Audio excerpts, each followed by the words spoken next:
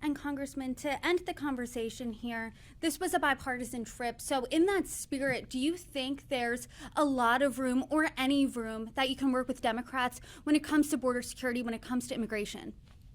Yeah, look, if someone gets it and they want to secure the border and they want to create, go back to law and order and making sure that people are here legally, I'm happy to have that conversation. But, I'm a no amnesty kind of guy. You came here illegally. Look, if I travel to the United Arab Emirates and I sneak in, they're not going to pat me on the head and say, oh, you're nice, we're going to let you become a citizen. No, they're going to deport me. If I get a 1-year work visa and I overstay that visa, they're going to deport me. If I'm there on a work visa and I commit a crime, they're going to put you in jail. I mean, this is a common sense approach, and that's the way the rest of the world does it. And this idea that we have to do it differently because we're the United States of America, I would argue that we should do it our way, which is the law and order way that says if you want to come to this country, it's a privilege, not a right. It's a privilege to come here. We get to decide who comes in. We get to decide who has to leave. End of the story. We are a country that was built on legal immigration, not illegal immigration.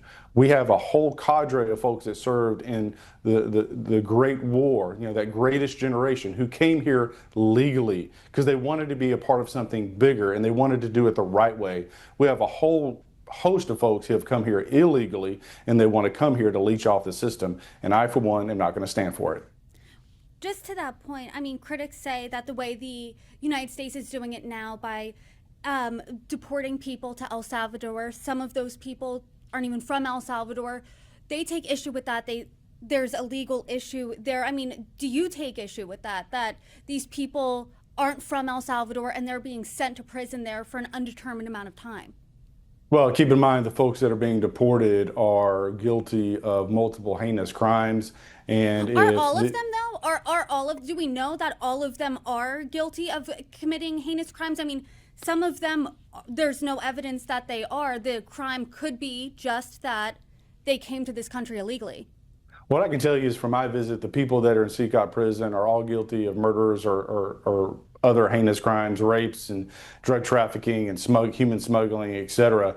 And so if you're guilty of those crimes and you get sent to Seacott, it's because of a choice you made. But even the case, there's recently a high-profile case that came through Nashville, and the guy was smuggling individuals through Nashville. So again, if you're a human smuggler, that's a crime.